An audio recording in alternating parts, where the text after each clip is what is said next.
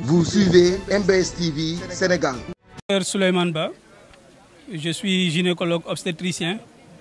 Je suis également le secrétaire chargé des revendications du syndicat autonome des médecins du Sénégal, section EPS 1 de Richard Toll. Effectivement, parce que avant-hier nuit, ce qui s'est passé, je l'ai dit l'autre jour, c'est un acte inqualifiable.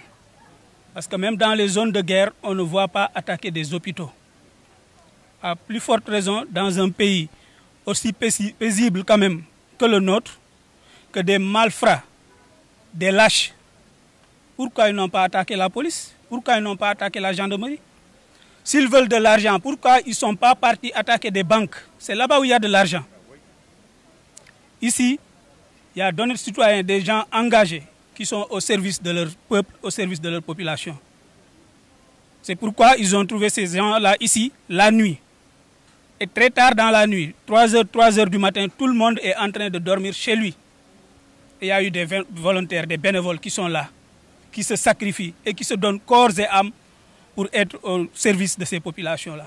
Et des lâches ont passé par le mur pour venir les agresser, les malmener, les torturer, espérant peut-être, parce qu'on ne connaît pas encore leur mobile. Hein.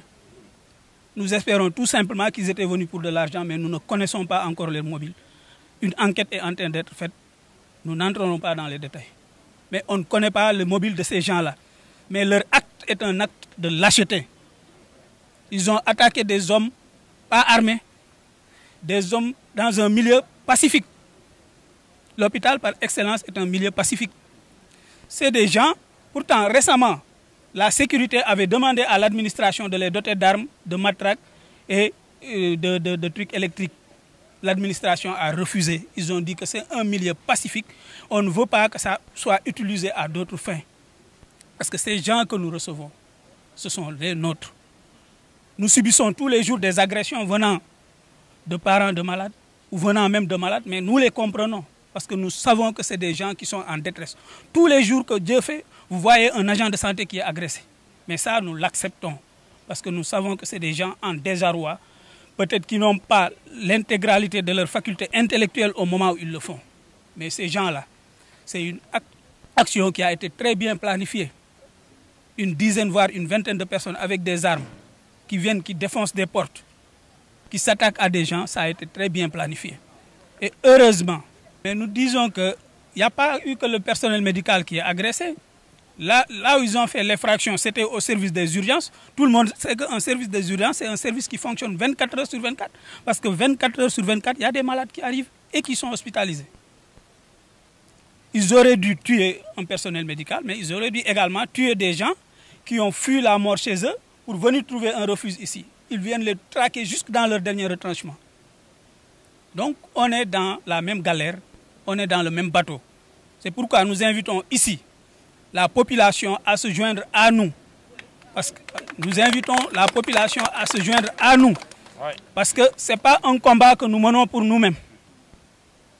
Mais c'est un combat que nous menons pour toute la population et que nous avons toujours mené pour cette population-là. C'est pourquoi on est là en train de servir. La majeure partie des gens qui sont là n'habitent pas à Richard Toll. Ils sont venus se mettre au service des populations de Richard Toll. Nous les appelons à venir se solidariser à nous, comme l'ont fait quand même les autorités. Nous les remercions au passage. Parce que depuis quand même que la chose s'est produite, il y a un balai des autorités qui viennent nous apporter leur soutien, leur solidarité. Et ça a apaisé un tout petit peu l'ardeur parce que nous avions décidé de monter d'un cran. Peut-être c'est ce qui nous a un peu apaisé parce que nous ne nous sentons pas lâchés. Nous savons que derrière, il y a une hiérarchie et des enquêtes sont en train d'être menées. Des actions que je ne peux pas divulguer publiquement également sont en train d'être menées. Je dis ici, devant la caméra, à ces gens-là qui seront traqués, qui seront arrêtés et ils seront en prison parce que leur place est en prison et pas dans la société. Non, ça, c'est même pas une structure hospitalière. Excusez-moi du mot. C'est pas une structure hospitalière. Et moi, je dis même que c'est même pas un centre de santé digne de ce nom. C'est une structure qui a été construite en 1957. Et ce n'était pas pour abriter un centre de santé. Ce n'était même pas pour abriter un poste de santé. C'était un service de maladies de grandes endémies. Dans le temps, il y avait la bilharziose, il y avait la trypanosomiase. Ce service servait à ça. Après, ça a été érigé en poste de santé. De poste de santé, il passe en centre de santé. De centre de santé, il est passé en EPS de niveau 1. Et je vous dis ici que nos activités dépassent même des activités d'EPS de niveau 2. Je parle sous le contrôle de tous les camarades qui sont là. Vous-même, vous pouvez faire le constat. Vous pouvez après aller dans les services voir le lot d'activités qu'il y a. Nos chiffres en parlent, la hiérarchie le sait, les rapports mensuels partent. Donc ce n'est même plus un hôpital de niveau 1. Et on est dans des structures qui datent de 1950. Tout ce qui a été fait est fait sur fonds propres.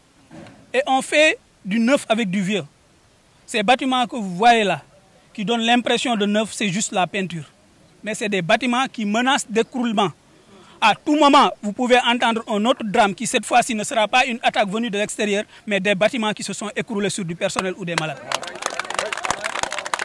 Et ça, nous disons, nous l'avons accepté depuis très longtemps parce que nous disions que nous devons être au service des populations, que soit ce que ça nous coûte. Mais nous exposons même les populations en l'acceptant et nous ne l'accepterons plus.